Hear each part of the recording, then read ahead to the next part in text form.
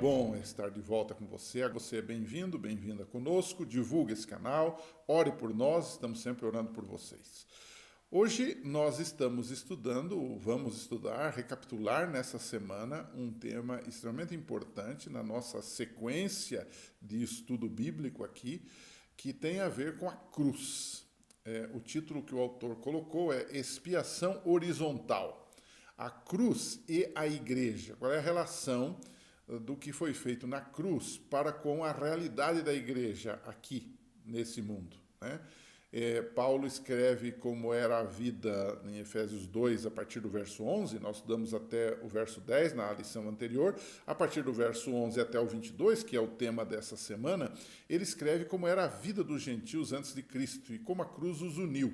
E o que ele diz? Em primeiro lugar, ele diz que havia uma barreira, esse seria o primeiro tópico desta semana, né? Os gentios eram, além de pecadores, porque todos nós somos, mas eles eram, digamos, vendidos e iludidos pelo desejo do pecado, eles eram também odiados. Eles tinham dificuldades para se acertarem com Jesus, porque eles eram odiados pelos judeus, o povo de Deus daquela época. Eles eram chamados de incircuncisão, que era um tipo de uma maldição sobre eles, né? Eles eram separados, inclusive eram separados literalmente da comunidade de Israel. Por quê? Porque lá no templo havia um pátio, chamado Pátio dos Gentios, e eles podiam ir até ali, eles não podiam adentrar ao lugar santo exatamente.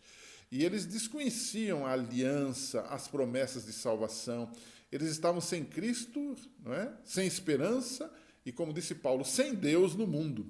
Havia uma barreira entre eles, então você tinha uma barreira aqui. Agora, um segundo tópico dessa semana poderia ser assim. Se o primeiro é barreiras ou barreira entre os gentios e os judeus, entre os gentios e a salvação, entre os gentios e a promessa de Deus, você poderia colocar um segundo tópico como uma ponte. E quem fez essa ponte? Foi a cruz, Jesus na cruz. Pela cruz foi feita uma ponte, diz o apóstolo Paulo, em Efésios 2, que derrubou o muro e deu livre acesso. Observe esse texto.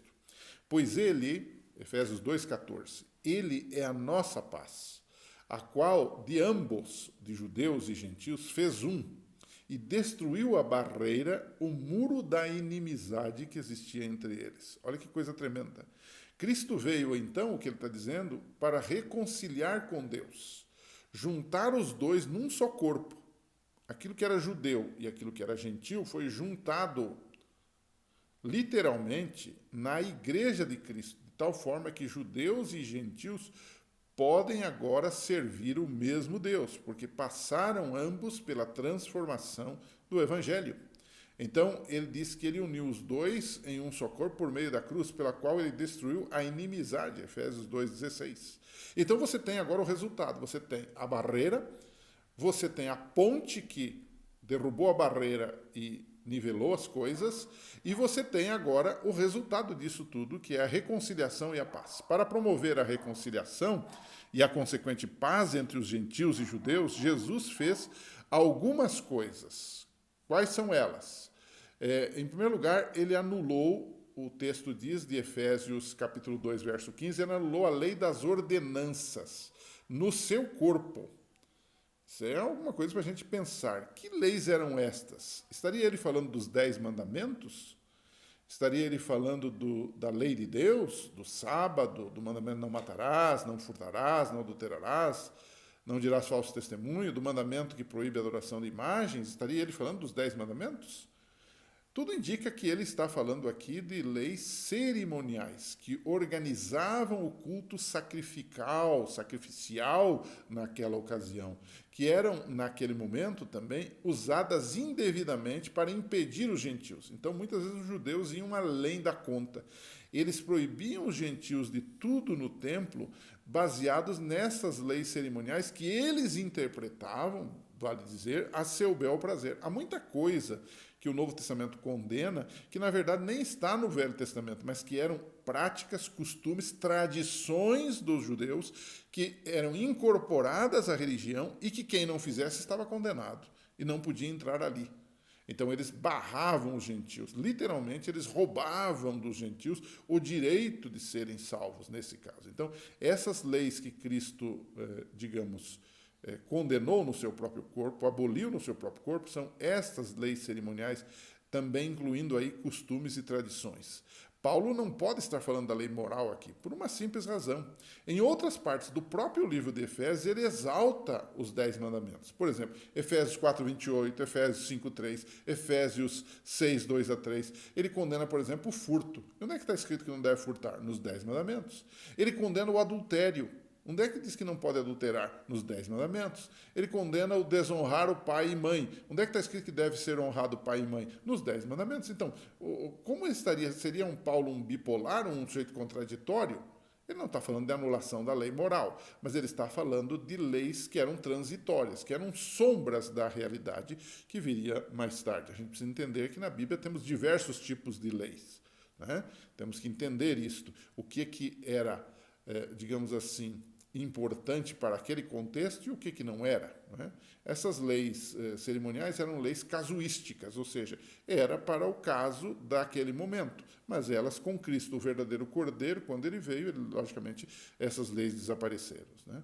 Agora, uma segunda coisa que o apóstolo Paulo faz, diz que ele removeu essa lei de ordenanças e Jesus cria agora um novo homem fazendo a paz e destruindo a inimizade. E aí entra o poder de Deus, a transformação. E ele cria também, além de criar um novo homem, ele cria um novo e livre acesso ao Pai, Efésios 2:18. Ele tornou agora os gentios de estrangeiros para membros da família e do povo de Deus, Efésios 2:19. E ele coloca essa igreja para crescer em todos os sentidos, né? O texto de Efésios diz assim, no qual, em Jesus, todo o edifício, que agora é um edifício fundado por tijolos judeus e por tijolos gentílicos, ele diz assim, todo edifício é ajustado e cresce para tornar-se um santuário santo no Senhor, Efésios 2:21. Então, para a gente concluir esse tema, que tem a ver com ponte, tem a ver com barreiras, com ponte, e tem a ver com um novo homem que Jesus forma a partir do seu sacrifício, e quando você o aceita, não importa se você é judeu ou gentil, agora o assunto é fé, não é sangue, a gente tem aqui uma pergunta, uma consideração para fazer, né?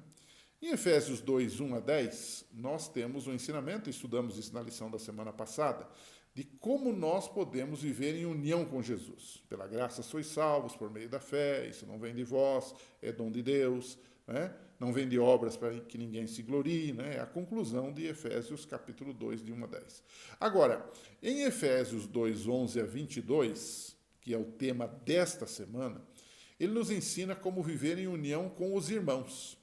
A primeira parte de Efésios 2 é união com Cristo, é união com Deus para ser salvo.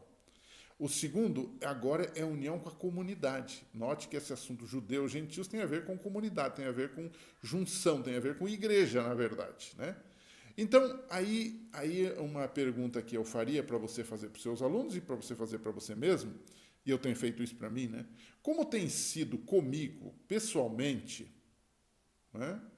Fazendo aqui uma redundância, né? Como tem sido comigo, cada uma dessas tarefas, essa tarefa de promover a unidade entre os irmãos, de promover a minha unidade com Deus e promover a minha unidade com os irmãos, com o próximo. Às vezes nem sempre isso é fácil, né?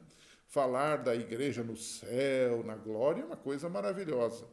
Agora, falar da igreja aqui na terra é outra história, como disse alguém. Então, é alguma coisa para a gente pensar um pouquinho como é que tem sido o meu trabalho. Jesus fez a parte dele. A pergunta é, pela unidade da igreja, qual é a minha parte e o que eu tenho feito? Discuta isso com seus alunos e na semana que vem a gente se encontra aqui de novo, se Deus quiser. Um abraço para você e até lá.